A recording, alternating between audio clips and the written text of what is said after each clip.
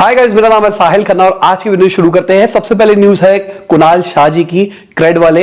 तो उन्होंने बताया जो वर्क फ्रॉम होम का कल्चर है वो अच्छा तो है, लोगों को अच्छा लगता है, पर लॉन्ग रन के अंदर बहुत ही ज्यादा डिस्ट्रक्टिव हो सकता है। और ये बात मैं आज से कुछ 1-1.5 महीने से बोल रहा हूं। उस टाइम बहुत सारे लोगों ने मुझे क्रिटिसाइज किया था कमेंट के अंदर, अब भाई बड़े लोग भी बोल रहे हैं इस बारे में। तो ये जेन्युइन बात है और जेन्युइन प्रॉब्लम है जिसको लोग समझ नहीं रहे हैं। क्योंकि क्या आपका एक कंफर्ट जोन बन जाएगा घर में बैठे बैठे, ऐसी ही जिंदगी जीनी है, ऐसे ही चलना है। तो हेल्थ प्रॉब्लम तो आ ही रही है पहली चीज, तो ऊपर से स्किल प्रॉब्लम भी आएगी। क्यों? क्योंकि आप तो अपने दुनिया के अंदर ही जी रहे हो, आपको पता ही नहीं दुनिया के अंदर क्या चल रहा है, कोई नई चीज भी शायद सीख पा रहे, और आपको लग रहा है कि घर पे वर्क फ्रॉम होम के अंदर आप कम काम कर रहे हो।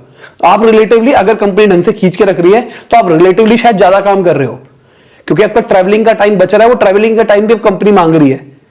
तो मेरे हिसाब से आप पूरा टाइम ज्यादा दे रहे हो, पहली चीज। पैसे शायद आपको उतने ही मिल रहे, बच ज्यादा रहे होगे ओवरऑल अगर हम मान के चले तो, पर आप स्किल नहीं डेवलप कर पा रहे। क्योंकि पहले ऑफिस में आते थे, आप 10 बंदों से बात करते थे, नई नई चीजें सीखते थे, नई नई प्रॉब्लम्स पता लगती थी, आपको लगता अच्छा मार्केट में ये भी चल रहा है, ये भी चल रहा है, तो आप वो सीखते थे और ग्रो होते थे। आप अपने टीम में अपने सीनियर से सीखते थे। आपको कोई प्रॉब्लम आ रही है, आप कुछ पूछते थे, कोई और आपकी हेल्प करता था, आपका काम हो जाता था। आप वर्क फ्रॉम होम में सारी चीजें आपको खुद ही ढूंढनी है, और अगर आप नहीं ढूंढ पा रहे, आपका मैनेजर आपको थोड़ी सी गाइडेंस दे रहा है, नहीं हो रहा तो वो कह रहा है इसको इस तरीके से कर लेते, छोड़। मैं अपनी कंपनी का बता रहा हूं, तो हमारे में तो ऐसे ही हो रहा है, हमने देखा है ऐसा। तो मुझे ऐसा लगता है कि इसकी वजह से नुकसान हो रहा है। अब नीचे कमेंट में आप भी बता सकते हो, आपके हिसाब से ये जो वर्क फ्रॉम होम कल्चर है ये डिस्ट्रक्टिव है या फिर बहुत ज्यादा पैसे बचा रहा है और फ्यूचरिस्टिक है। अगली खबर, जो पेलेटन के सीईओ है जॉन जी, वो स्टेप डाउन कर रहे हैं अपनी कंपनी से, और जो नेटफ्लिक्स और स्पॉटिफाई के फॉर्मर सीएफओ है वो ज्वाइन कर रहे हैं उनकी जगह, और कहा जा रहा है 2800 लोगों को निकाला भी जाएगा। अब ये शायद फाइनेंशियल दिक्कत आ रही है, तभी सीएफओ लाया जा रहा है सीईओ की पोजीशन के अंदर, और वो जब से कंपनी बनी है पहली बार स्टेप डाउन हो रहे हैं, मतलब पहली बार अपनी सीईओ की पोजीशन छोड़ रहे हैं। अगली खबर, जो साउथ कोरिया के मिनिस्टर है, उन्होंने जो हमारे एक्सटर्नल अफेयर के मिनिस्टर है उनको बुलाया और बोला कि भाई हम रिग्रेट करते हैं ये जो कांड हुआ है हुंडई वाला, उसके बारे में।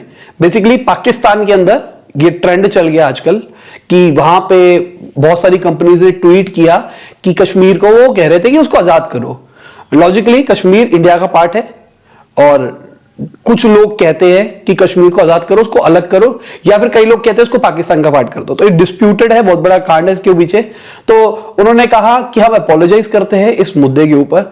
होंडाई के अलावा हमने केएफसी के ऊपर भी देखा, केएफसी भी ऐसा कुछ कर रहा था, केएफसी ने भी अपोलोजाइज किया कि भाई सॉरी इन चीजों के लिए, हम नहीं चाहते किसी की भी सेंटीमेंट्स उठाना, क्योंकि सिंपल सी बात भाई, इंडिया बहुत बड़ी कंट्री है, और अगर कुछ कांड करोगे यहां पे तो बहुत बड़ा नुकसान हो सकता है किसी भी कंपनी को।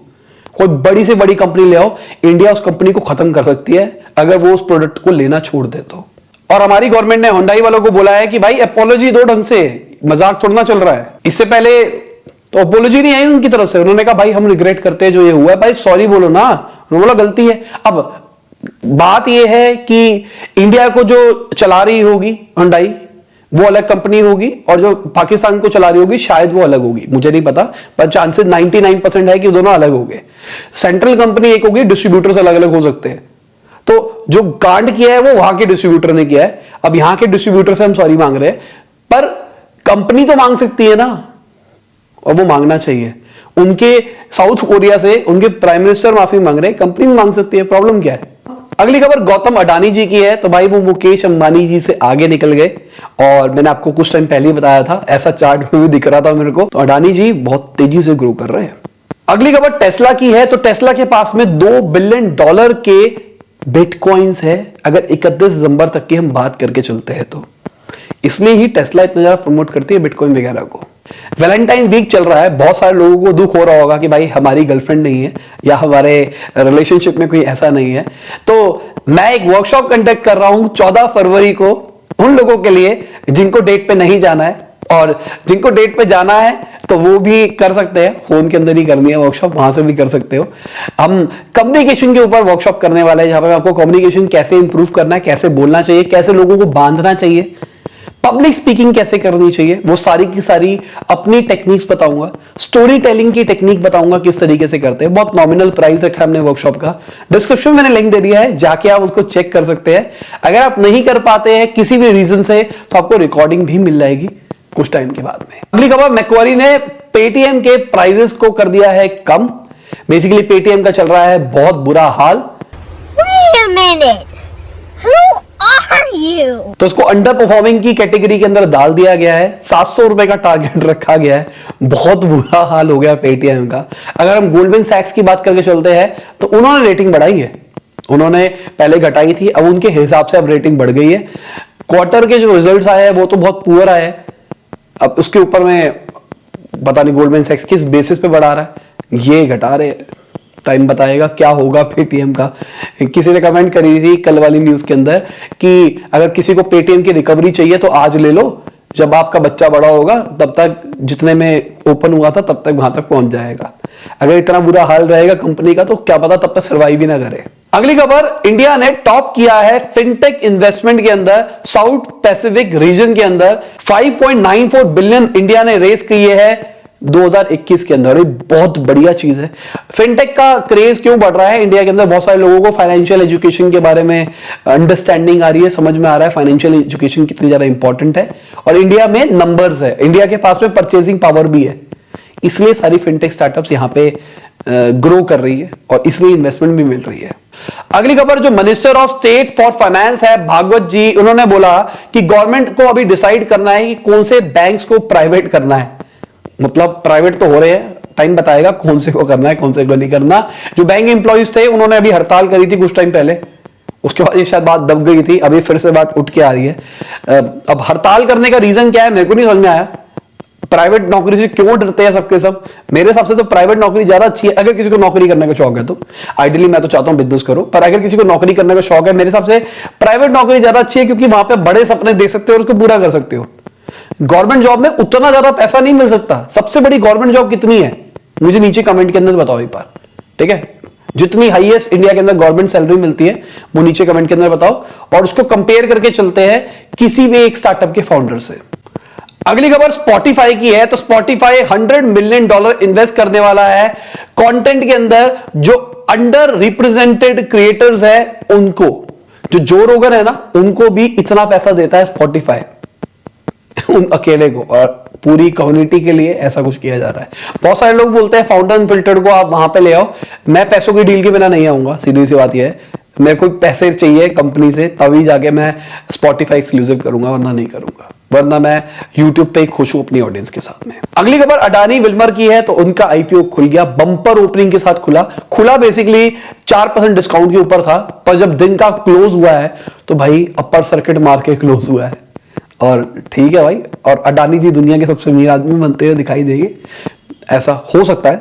जिस तेजी से वो बढ़े हैं ना, उस तरीके से क्या पता एलॉन मस्क को पिछाड़ दे आने वाले टाइम में। आपको क्या लगता है, कर सकते हैं नहीं कर सकते? अगली खबर, सीबीडीटी के हिसाब से 6.17 करोड़ आईटी रिटर्न फाइल्स हुई है और 19 लाख ऑडिट रिपोर्ट फाइल हुई है नए पोर्टल के अंदर। आपने इनकम टैक्स रिटर्न फाइल किया है या फिर नहीं किया, पर्सनल या अपनी कंपनी का, नीचे कमेंट में बताना जरूर।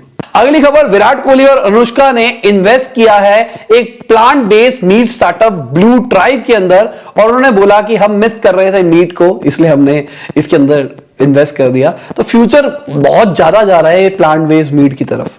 अगर देखा जाए तो सबको नॉनवेज छोड़ना है, बहुत सारे लोग वीगन हो जा रहे हैं और बहुत सारे लोग वेजिटेरियन की तरफ स्विच कर रहे हैं आने वाले टाइम में। और अगर प्लांट बेस्ड मीट का फ्लेवर वैसा मिलने लग जाता है तो प्लांट बेस्ड मीट में प्रॉब्लम भी नहीं है कोई, मेरे हिसाब से। कोई हमको जबरदस्ती, जो नॉनवेज लवर होते हैं, मैं नॉनवेज लवर हूं बहुत ज्यादा, नॉनवेज लवर को कोई जबरदस्ती थोड़ा ना कि भाई हमको नॉन मीट ही खाना है, कुछ और भी खा लेगा, फ्लेवर वैसा आ रहा, सब कुछ वैसा ही आ रहा तो हम खा लेंगे, प्रॉब्लम क्या है? और ओवरऑल देखा जाए तो अच्छी चीज है ना। जो इकोलॉजिकल साइकिल वाली अगर हम बात करके चले तो शायद 10% हर साइकिल के ऊपर एब्जॉर्ब होता है। जैसे एग्जांपल के लिए सूरज से जितनी एनर्जी आती है उसमें से 10% ही प्लांट्स एब्जॉर्ब कर पाते हैं, फिर जो जानवर उनको खाते हैं वो 10% ही एब्जॉर्ब कर पाते हैं, फिर अगर उन जानवरों को हम खाते हैं तो उसमें से शायद 10% एब्जॉर्ब कर पाते हैं, ऐसी कुछ थ्योरी होती है। तो अगर हम प्लांट्स को खाएंगे तो हमको रिलेटिवली ज्यादा एनर्जी मिलेगी, मतलब एनर्जी लॉस कम होगा चेन साइकिल के अंदर, ऐसा कुछ लॉजिक है। तो अच्छी चीज है प्लांट के ऊपर। तो मैं तो कोई भक्त नहीं हूं कि मेरे को मीट ही खाना है, पर अभी के टाइम पे मुझे कोई ऑल्टरनेटिव दिखाई नहीं देता। आपके पास कोई ऑल्टरनेटिव है तो जरूर बताना मुझे। अगली खबर, एक एंटरप्रेन्योर है, उन्होंने बोला उनका शार्क टैंक का जो एपिसोड था वो टेलीकास्ट नहीं किया गया। उन्होंने बोला शार्क्स के साथ में प्रॉब्लम थी, बेसिकली शार्क्स ने उनके सवालों के आंसर नहीं लिए और बहुत कुछ बवाल हो गया होगा। तो उन्होंने बेसिकली ट्विटर के ऊपर सारे क्वेश्चंस के आंसर दिए। तो ये भी सही तरीका है अपने स्टार्टअप का नाम करने के लिए, वो भी एडटेक के अंदर है और बहुत सारे लोग शायद अब उनको जानेंगे। नाइस। और अगर हम पीयूष बंसल जी की बात करके चलते हैं लेंसकार्ट वाले की, तो वो भी कमलेश जुगाड़ू से मिले अपने घर के अंदर। अगर आप नहीं देखते शार्क टैंक तो आपको शायद नहीं समझ में आएगा कमलेश जुगाड़ू कौन है। एक कंटेस्टेंट थे, तो उनसे वो मिले अपने घर के अंदर।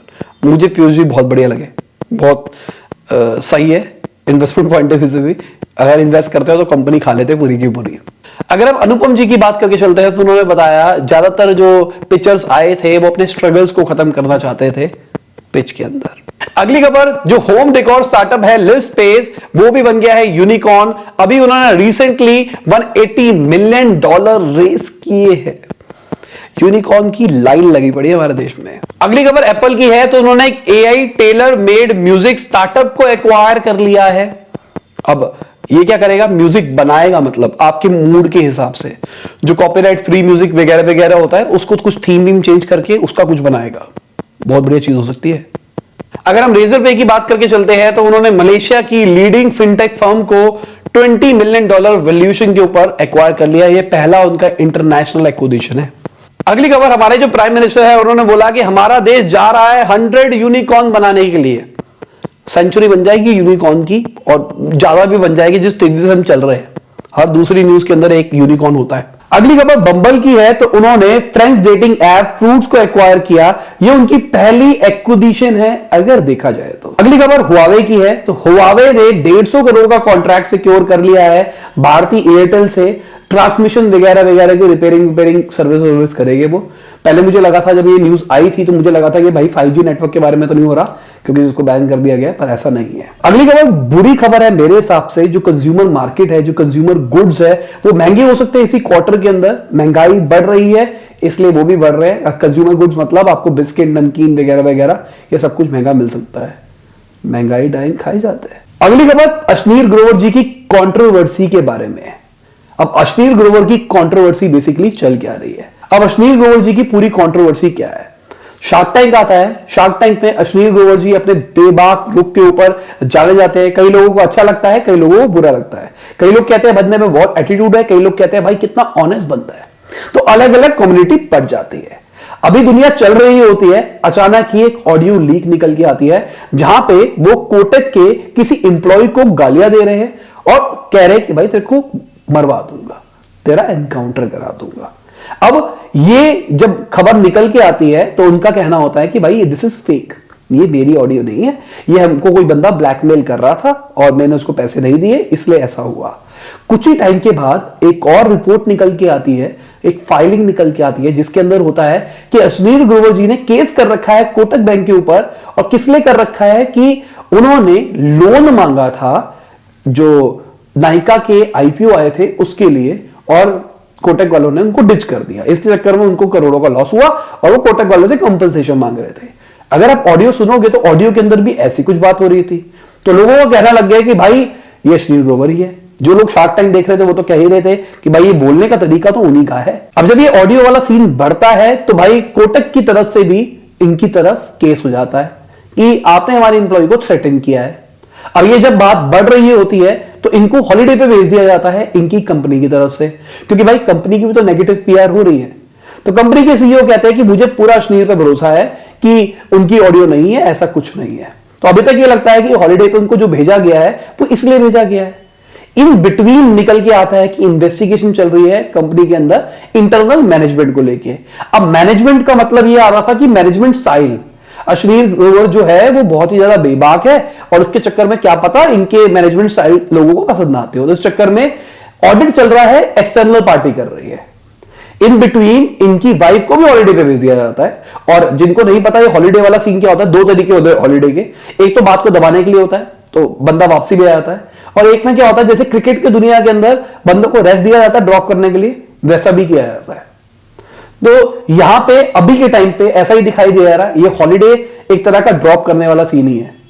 अब क्या होता है, अश्नीर ग्रोवर जी सामने से निकल के आते हैं और बोलते हैं कि भाई सबके सब मेरे अगेंस्ट है, मेरे कॉम्पिटिटर सारे के सारे एक प्लॉट बना रहे हैं मेरे अगेंस्ट सब कुछ करने के लिए।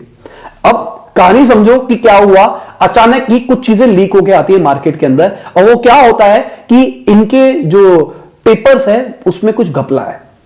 अब वो घपला क्या है फाइनेंशियल टर्म्स में, तो इसके ऊपर आरबीआई की इन्वेस्टिगेशन में बैठ जाती है।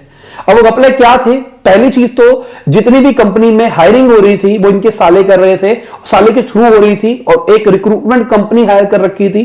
वो रिक्रूटमेंट कंपनी जो थी, जो एग्जिस्ट नहीं करती थी, उसको ये करोड़ों रुपया दे रहे थे as a part of consultation. तो पता लगा वो कंपनी एग्जिस्ट नहीं कर रही। साथ में पता लगा बहुत सारे ऐसे वेंडर थे जिनको लोन दिया गया पर वो एग्जिस्ट नहीं करते थे। ये चीज जो थी ये जीएसटी वालों ने भी करी, और इसके ऊपर जो भारत पे है उसके ऊपर फाइन भी लगाया गया। अब ये मुद्दे तो चल ही रहे थे, तो इस चक्कर में करप्शन के केस टाइप्स वाले निकल के भी आ रहे हैं। तो इस चक्कर में भारत पे के जो को फाउंडर थे अश्नीर जी, वो और भड़क गए। अब वो भड़कने के बाद कहते हैं कि अगर आपको मुझे निकालना ही है तो भाई मेरे इतने शेयर्स है, कंपनी की वैल्यूएशन इतनी है, 4,500 करोड़ 4,000 करोड़ के आसपास मेरा बनता है, मुझे दो, मैं अलग हो जाऊंगा, वरना मैं अलग नहीं होगा। सीधी सी बात ये है। साथ में उन्होंने ये भी बोला कि जो मेरे सीईओ है वो चापलूस है, हमारे सारे जो इन्वेस्टर्स हैं उनकी बात सुनते हैं और उनके हिसाब से काम करते हैं, इसलिए मेरे को यहां से निकाला जा रहा है। तो बेसिकली उनको उनकी कंपनी से ही निकाला जा रहा है, सीधी सी बात ये है। और ये सारी की सारी बातें अभी तक बन के निकल के आई है। अभी इन्वेस्टिगेशन होगी, पता लगेगा सच है नहीं है, क्या है क्या नहीं है। बाकी उन्होंने बहुत सारी कंपनी में अभी रिसेंटली इन्वेस्ट कर ही दिया है शार्क टैंक के बाद में, अब वो उस पर भी ध्यान दे सकता है मेरे हिसाब से। बाकी आपको क्या लगता है, आप किस साइड पे हो, आपको क्या लगता है अश्नीर ग्रोवर जी सही है या फिर नहीं है, नीचे आप कमेंट में बता सकते हो। बाकी टाइम बताएगा रियलिटी क्या है, क्योंकि सोशल मीडिया के ऊपर हम बहुत जल्दी जज कर लेते हैं क्योंकि हमको पूरी स्टोरी नहीं पता होती कि भाई ऐसा ही हो रहा होगा, ऐसा ही हो रहा होगा। कुछ फोटो निकली हम मान लेते हैं वो सच है, क्या पता सच ही ना हो, किसी ने ऐसे निकाली हो। वो टाइम बताएगा क्या है क्या नहीं है। अगली खबर जो हमारे रेल मिनिस्टर है उन्होंने बताया कि कोई प्राइवेटाइजेशन नहीं होगा रेल्स के अंदर। पहले तो बात चल रही थी कि भाई कुछ प्राइवेट ट्रेनें निकलेगी, जल्दी निकलेगा, ये होगा वो होगा, मतलब नहीं हो रहा है। तो ये तो दोगलापन है भाई। और इसी के साथ आज की वीडियो खत्म होती है। उम्मीद करता हूं आपको मजा आया होगा। लाइक कर देना, शेयर कर देना, कमेंट बताना वीडियो कैसी लगी। बाय, गुड नाइट, शब खुदा हाफिज़, गुड मॉर्निंग आफ्टरनून, जब भी आप वीडियो देख रहे हैं। लिंक में डिस्क्रिप्शन में दे रखा है मैंने, लिंक जाओ वर्कशॉप लो कम्युनिकेशन वाली, और चैनल को सब्सक्राइब कर लो, लाइक कर दो वीडियो को।